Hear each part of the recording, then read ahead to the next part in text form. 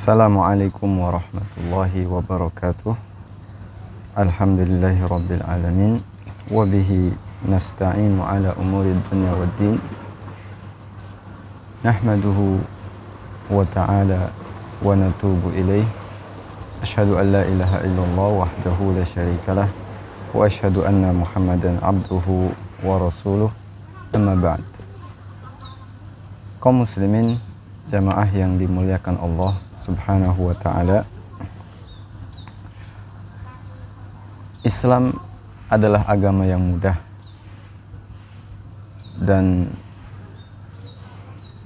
kita ketahui bersama banyak sekali kemudahan dari Allah subhanahu wa ta'ala dalam kita mengamalkan perintah Allah subhanahu wa ta'ala, baik salat, zakat, puasa, dan ibadah-ibadah lainnya yang dimudahkan oleh Allah subhanahu wa ta'ala. Dalam hal ini, Al-Imam Bukhari rahimahullah menyebutkan satu bab khusus dalam Sahih Bukharinya yang menyebutkan bahwa bab ad-din yusrun, agama ini mudah. Jadi satu bab khusus yang membahas bahwasanya Islam adalah agama yang mudah.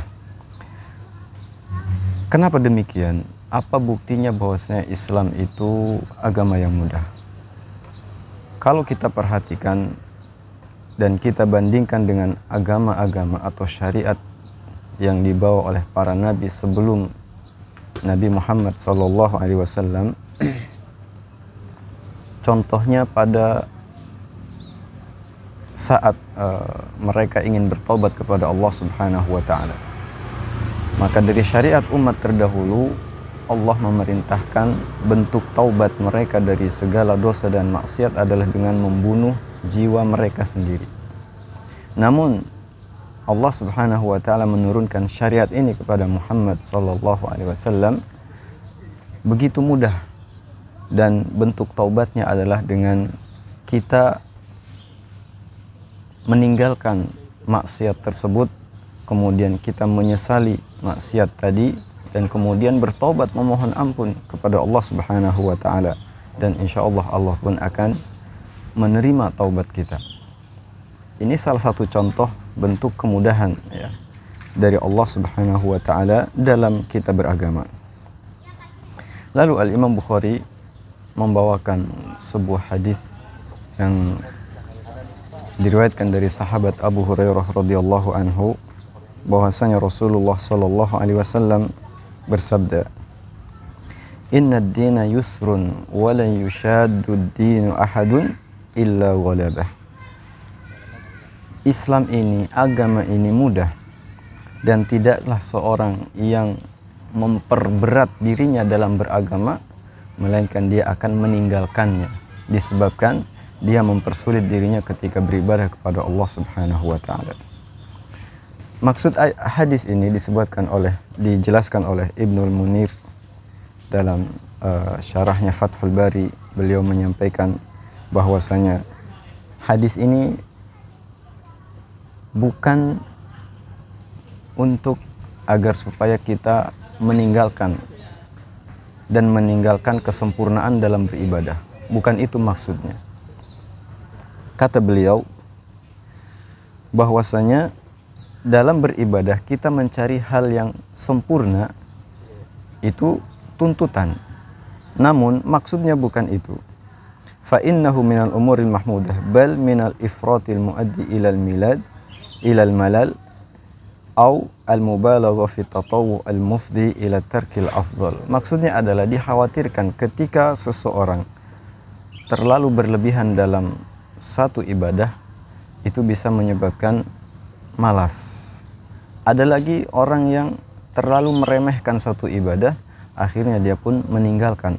Tapi dalam Islam khairul umuri awsatuha, sebaik-baik perkara adalah pertengahan. Dan ibadah yang dicintai dalam Islam pun adalah ibadah yang sedikit namun terus-menerus dilakukan. Ikhwatal Islam azani Allahu wa iyyakum. Banyak sekali contoh yang kita dapatkan bahwasanya Islam ini adalah agama yang mudah dan kita dilarang dalam Islam mempersulit diri kita ya, ketika kita menyaksikan banyak di antara kaum muslimin yang qiyamul lail sepanjang malam, mendirikan sholat semalam suntuk tanpa diselingi dengan tidur. Ini dikhawatirkan akan terkantuk ketika menjelang sholat fajar. Akhirnya pun dia tertidur saat sholat fajar, kemudian meninggalkan sholat berjamaah di sholat fajar, atau meninggalkan waktu fajar yang afdol, lalu kemudian sholat saat terbit matahari. Nah, inilah yang dikhawatirkan dalam Islam, bahwasanya khairul umuri awsatuha. Islam ini adalah agama yang mudah, maka mudah-mudahan Allah Subhanahu wa taala senantiasa memberikan kita kemudahan dalam beragama. Kita melanjutkan kajian dari kitab yang kecil ini yang menghimpun amalan-amalan yang ringan, kemudian dari amalan ringan tersebut ternyata pahalanya besar di sisi Allah Subhanahu wa taala.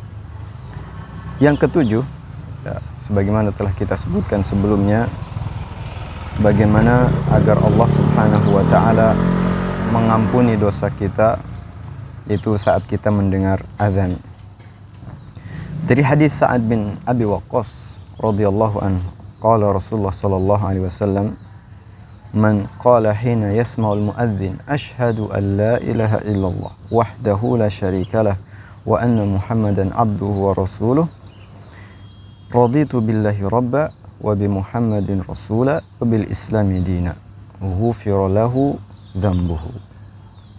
Dari Nabi sallallahu alaihi wasallam, barang siapa yang mengucapkan ketika mendengar muadzin mengumandangkan azan, saat muadzin mengumandangkan azan, kemudian dia mengucapkan asyhadu an la ilaha illallah wahdahu la syarikalah wa anna Muhammadan abduhu wa rasuluh raditu billahi rabba wa bil islami dina wa bi Muhammadin rasula, maka Allah akan mengampuni dosa-dosanya. Subhanallah.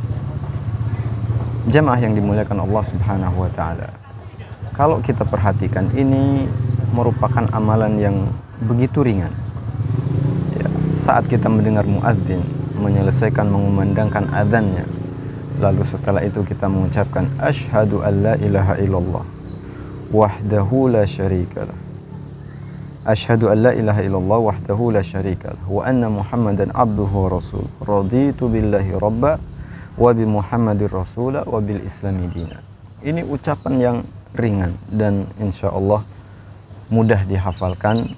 Selesai muadzin mengumandangkan azan, kita mengucapkan kalimat tersebut, pahalanya begitu besar di sisi Allah, berupa ampunan dari Allah Subhanahu wa taala dari dosa-dosa yang pernah kita lakukan. Tentunya dari ucapan tersebut mengandung sebuah ketauhidan atau keikhlasan kita dalam mentauhidkan Allah Subhanahu wa taala dan memurnikan ibadah hanya kepadanya, yaitu sebuah kandungan dari ucapan kita asyhadu an la ilaha illallah. Kita bersaksi bahwasanya Allah Subhanahu wa taala zat yang berhak untuk kita ibadahi semata. Wahdahu la syarikalah, tidak ada sekutu bagi Allah Subhanahu wa taala, dan Muhammad adalah satu-satunya atau utusan Allah Azza wa Jal sebagai penutup para nabi dan juga rasul, dan tidak ada nabi dan rasul setelahnya yang wajib kita ikuti dan kita jadikan panutan dalam kita beribadah kepada Allah. Lalu kita pun ridha dengan agama Allah Subhanahu wa taala dan menjadikan Allah Rabb kita dan Muhammad sebagai utusan Allah Subhanahu wa taala, dan kita ridha dengan Islam yang kita dilahirkan dalam keadaan Islam tersebut. Mudah-mudahan Allah jadikan ini sebagai nikmat yang begitu besar agar kita mudah ketika mendengar azan, saat muadzin menyelesaikan azannya, lalu kita diberikan taufik oleh Allah Subhanahu wa taala untuk mengucapkan kalimat ini yang pahalanya begitu besar berupa ampunan di sisi Allah Subhanahu wa taala. Jemaah yang dimuliakan Allah Subhanahu wa taala, kemudian amalan yang ke-8 yang bisa kita upayakan dan ini mudah kemudian berpahala besar di sisi Allah Subhanahu wa taala, yaitu sebagaimana yang diriwayatkan oleh Utsman ibn Affan radhiyallahu anhu, dan hadis ini diriwayatkan dalam Sahih Bukhari dan juga Muslim. Rasulullah sallallahu alaihi wasallam menyebutkan, man tawadda'a fa ahsana al-wudu kharajat khotayahu min jasadihi hatta takhruja min tahti adfarihi. Rasulullah sallallahu alaihi wasallam bersabda, barang siapa yang berwudu kemudian memperbagus wudunya, kharajat khotayahu min jasadihi, maka keluarlah kesalahan-kesalahannya, perbuatan-perbuatan maksiatnya, dosa-dosanya dari jasadnya, dari tubuhnya, hatta takhruja min tahti adfarihi, hingga dosa-dosa tersebut keluar melalui tetesan dari kuku-kukunya. Ikhwatal Islam, azanillahu wa iyyakum. Ini tentunya ya sangat mudah bagi kita untuk melaksanakan wudu, karena kita menjelang sholat ketika kita batal dalam kondisi berhadas, kita pun disyariatkan untuk melaksanakan wudu tersebut sebagai pensuci badan kita, fisik kita, dan juga mensucikan jiwa kita dari dosa-dosa. Inilah salah satu cara Allah Subhanahu wa ta'ala ingin mengampuni dosa-dosa kita, itu dengan mensyariatkan wudu, yang dengan wudu tersebut mudah kita lakukan dan kita pun mendapatkan pahala yang besar di sisi Allah Subhanahu wa ta'ala, berupa digugurkan dosa-dosa kita dari badan kita dan melalui jari-jari kita. Begitu mudahnya ya kita melaksanakan syariat Allah Subhanahu wa ta'ala, dan ini sebuah nikmat yang begitu besar yang Allah berikan kepada kita, yang sampai detik ini dalam keadaan Islam. Mudah-mudahan Allah Subhanahu wa ta'ala langgengkan nikmat ini hingga Allah wafatkan kita dalam keadaan husnul khatimah dan mendapatkan kemuliaan di sisi Allah Subhanahu wa ta'ala berupa ampunan dari Allah Azza wa Jalla dari segala dosa yang kita miliki. Kemudian amalan yang kesembilan yang mudah untuk kita upayakan tentunya, baik laki-laki atau perempuan, tua, muda, kecil dan besar, dan ini salah satu kemudahan dari Allah Subhanahu wa ta'ala untuk kita beramal dan mendekatkan diri kepada Allah Subhanahu wa ta'ala, tentunya bagi siapa yang mau mendekatkan dirinya kepada Allah Subhanahu wa ta'ala. Diriwayatkan dari Uqbah bin Amir ya. Hadis ini diriwayatkan oleh Imam Muslim di nomor 234.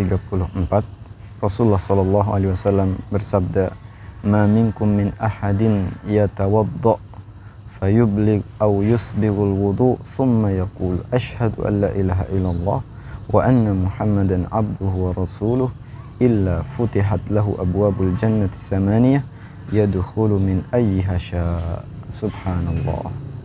Hadirin yang dimuliakan Allah Subhanahu wa ta'ala, Rasulullah sallallahu alaihi wasallam menyebutkan, memberikan kita kabar gembira, ma minkum min ahadin, tidaklah seseorang di antara kalian yatawadda, berwudu, fayublighul wudu au yusbighul wudu, kemudian menyempurnakan wudunya. Dan kesempurnaan wudu adalah dengan mengikuti sunnah Nabi-Nya sallallahu alaihi wasallam, bukan wudu yang asal-asalan, tapi kita mencontoh sebagaimana Rasulullah SAW berwudu, itulah yang kita lakukan. Kemudian setelah kita berwudu mengucapkan asyhadu an la ilaha illallah, kita mempersaksikan bahwasanya hanya Allah Subhanahu wa ta'ala semata yang berhak kita ibadahi, wa anna Muhammadan abduhu wa rasul, kemudian ikrar kita bahwasanya Muhammad adalah hamba Allah dan juga rasulnya, illa futihat lahu abwabul jannati tsamaniyah, akan dibukakan baginya pintu-pintu surga yang jumlahnya ada 8. Yadkhulu min ayyiha syaa, dia boleh memilih dari pintu manapun yang ia sukai. Subhanallah. Berwudu, semua orang mampu berwudu ketika sudah mempelajarinya, dan mudah bagi kita tentunya untuk berwudu. Sebuah amalan yang remeh, sebuah amalan yang mudah, namun pahalanya yang begitu besar di sisi Allah, jaminan surga dari Allah Subhanahu wa ta'ala, dan kita diperbolehkan, dipersilahkan untuk memasuki surganya Allah dari 8 pintu yang ada yang kita sukai. Subhanallah. Ini nikmat yang begitu besar. Tentunya nikmat tersebut hanya untuk kaum muslimin, orang-orang yang beriman kepada Allah Subhanahu wa taala, yang berserah diri dengan akidah yang benar di sisi Allah, mengikuti sunnahnya Nabi SAW, yang diberikan taufik oleh Allah Subhanahu wa taala dengan kita mengikuti ajarannya dan juga tuntunan Nabi SAW. Dan tentunya ucapan asyhadu alla ilaha illallah wa anna muhammadan abduhu wa rasuluh bukan hanya sekedar ucapan belaka, namun dengan penuh penghayatan, menjauhkan diri kita dari perbuatan dan noda-noda kesyirikan kepada Allah Subhanahu wa taala, baik syirik yang kecil maupun yang besar.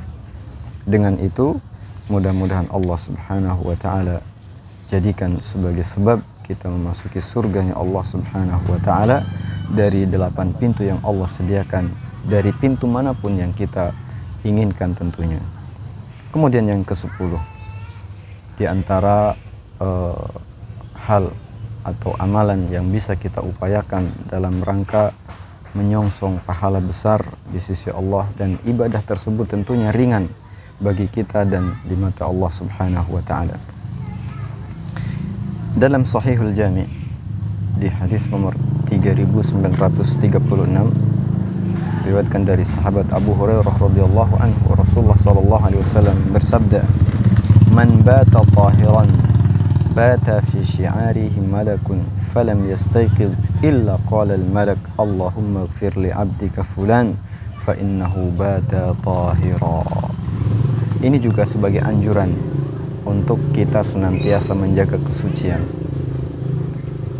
Hadirin yang dimuliakan Allah Subhanahu wa taala, Rasulullah sallallahu alaihi wasallam bersabda yang artinya, barang siapa yang tidur atau bermalam dalam keadaan suci, menjaga wudunya, menjaga dirinya dari noda-noda kesyirikan kepada Allah Subhanahu wa taala, man bata tahiran bata fi syi'ari malak, maka dia tidur dalam naungan malaikat. Falam yastaiqid, dan dia pun tidak akan terbangun, illa qala al-malak, selama tidurnya tersebut malaikat senantiasa memohon ampun kepada Allah, Allahumma ighfir li 'abdika, ya Allah ampuni hambamu fulan fa innahu bata tahira. Sebabnya apa? Karena dia tidur dalam keadaan suci. Subhanallah. Tentunya ya, kita menjaga kesucian sebelum kita tidur. Ini bagian dari syiar Islam dan syariat dari Allah Subhanahu wa taala demi menjaga kesehatan kita, fisik kita dan jiwa kita tentunya. Namun ternyata di balik itu, di balik kemudahan tersebut, Allah Subhanahu wa taala akan menyediakan pahala yang besar, begitu besar berupa ampunan doa dari para malaikat, yang tentunya malaikat seperti kita ketahui tidak pernah bermaksiat sedikit pun kepada Allah, sehingga ketika malaikat berdoa, insya Allah Allah pun akan segera menjawab doa tersebut. Dan mudah-mudahan kita diberikan taufik oleh Allah Subhanahu wa taala untuk dimudahkan mengamalkan amalan-amalan yang ringan ini, lalu kemudian kita mendapatkan pahala yang besar di sisi Allah. Mudah-mudahan kita bisa lanjutkan di lain waktu. Jazakumullahu khairan. Wassallallahu ala nabiyina Muhammad walhamdulillahi rabbil alamin. Assalamualaikum warahmatullahi wabarakatuh.